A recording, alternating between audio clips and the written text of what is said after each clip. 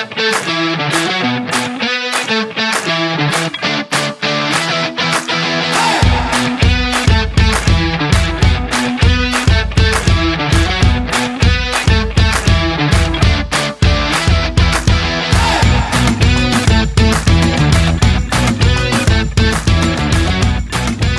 jadi yang melatar belakangi riset operasional yaitu dari kebutuhan Perang Dunia Kedua untuk mengalokasikan sumber daya yang terbatas bagi operasional militer. Salah satu metode yang lahir dari kebutuhan tersebut adalah program linear atau linear programming, yaitu metode matematis untuk mengalokasikan sumber daya langka guna mencapai tujuan tertentu seperti memaksimumkan keuntungan dan meminimumkan biaya. Program linear menggunakan metode matematika untuk menentukan kombinasi terbaik dalam pengambilan keputusan terkait alokasi sumber daya agar dapat dicapai secara optimal. Nah, dari latar belakang tersebut terciptalah rumusan masalah. Yang pertama, apa itu linear programming atau LP? Apa saja model dalam linear programming? Apa asumsi dasar linear programming? Apa pengertian penting linear programming? Dan bagaimana formulasi model linear programming? Dari rumusan masalah tersebut terciptalah tujuan memahami pengertian linear programming, mengetahui model linear programming, memahami asumsi dasar linear programming, mengenal istilah dalam linear programming, dan mengetahui formulasi model linear programming. Yang pertama yaitu pengertian dari linear programming. Menurut George P. Danzig, diakui umum sebagai pionir linear programming karena jasanya dalam menemukan metode untuk mencari solusi permasalahan linear programming dengan banyak variabel keputusan. Awalnya untuk optimasi logistik militer, tetapi linear programming membantu manajer mengalokasikan sumber daya, tenaga kerja, modal, dan mesin. Linear programming merupakan penggunaan secara luas dari teknik model matematika yang dirancang untuk membantu manajer dalam merencanakan dan mengambil keputusan dalam mengalokasikan sumber daya. Pertama yaitu perusahaan pada umumnya untuk memaksimalkan keuntungan pada jangka panjang. Kasus sistem distribusi suatu perusahaan angkutan atau penerbangan tujuan pada umumnya berupa meminimalkan biaya. Yang ketiga, batasan atau kendala yang membatasi tingkat sampai di mana sasaran dapat dicapai. Sebagai contoh, keputusan untuk memproduksi banyaknya jumlah unit dari tiap produk dalam satu lini produk perusahaan dibatasi oleh tenaga kerja dan mesin yang tersedia. Yang kelima, yaitu alternatif solusi. Jika tidak ada alternatif yang dapat diambil, linear programming tidak diperlukan.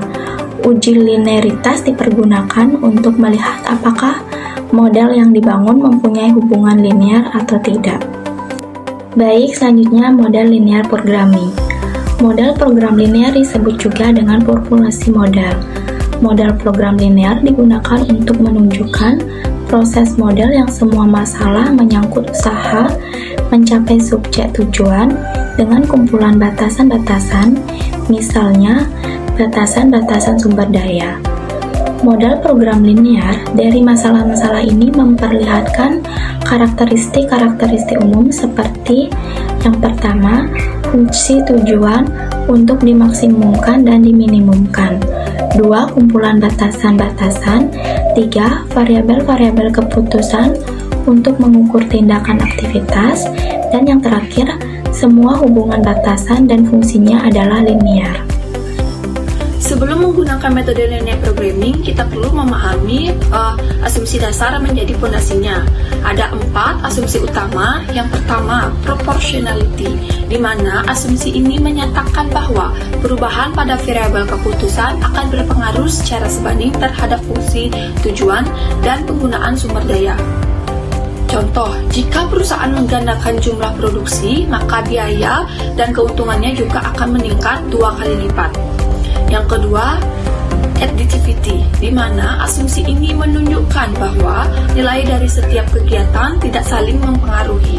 Setiap aktivitas dianggap berdiri sendiri dan hasil total adalah penjumlahan dari hasil masing-masing aktivitas.